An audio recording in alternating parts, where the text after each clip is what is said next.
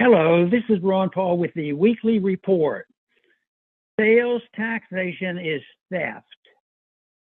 A group of House Republicans is supporting legislation that would replace federal income, payroll, estate, and gift taxes with a 30% national sales tax. The bill also eliminates the Internal Revenue Service, giving states the responsibility to collect the sales tax and send the revenue to D.C.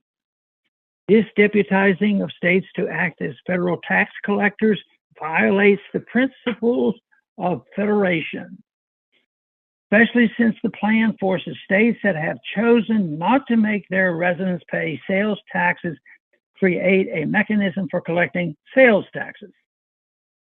A 30% sales tax on all goods, with no exceptions and no deductions, will increase taxes imposed on millions of Americans.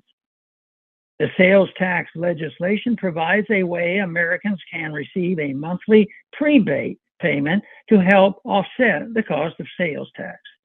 Still, many taxpayers would be paying more under the new national sales tax system. If the sales tax becomes law, Congress may never have to increase the rate above 30%. This is because it can rely on the Federal Reserve to increase the sales taxes via inflation. Consequently, this inflation tax will increase the pain inflicted by the sales tax on the American people. The imposition of a national sales tax will lead to a flourishing black market for many goods. This will cause the government to increase surveillance of our purchases. It could also lead to government bureaucrats keeping lists of our purchases. This information could be abused by government officials to embarrass and punish political enemies. The surveillance could track whether an individual is complying with government dietary recommendations or is consuming extremist content. The need to ensure compliance with the tax laws may also be used to justify replacing cash with government-issued and managed digital currency. The proposed national sales tax rate is set at a high level because the bill's sponsor did not want to reduce the federal government's revenue. A big problem with tax reform occurs when it fails to include reductions in federal spending. Unfortunately, even some libertarians get sucked into the DC game of ignoring the need to tie tax reform to reducing government spending. Instead, they focus on making the tax code more efficient.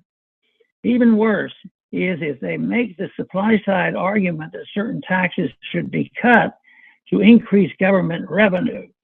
Libertarians should view increasing government revenue as an unfortunate consequence of otherwise sound tax policy. They should advocate for tax cuts that are far beyond the point where tax cuts increase government revenue. Some people support sales tax because sales taxes discourage consumption and encourage savings and investment. While savings and investments are crucial to a free market, government policy should, to the greatest extent possible, be neutral between the savings and consumption. Policies favoring savings distort the market, just as do policies that encourage consumption. Supporters of the free market who pursue various tax reform schemes without also working to cut spending are putting the cart before the horse.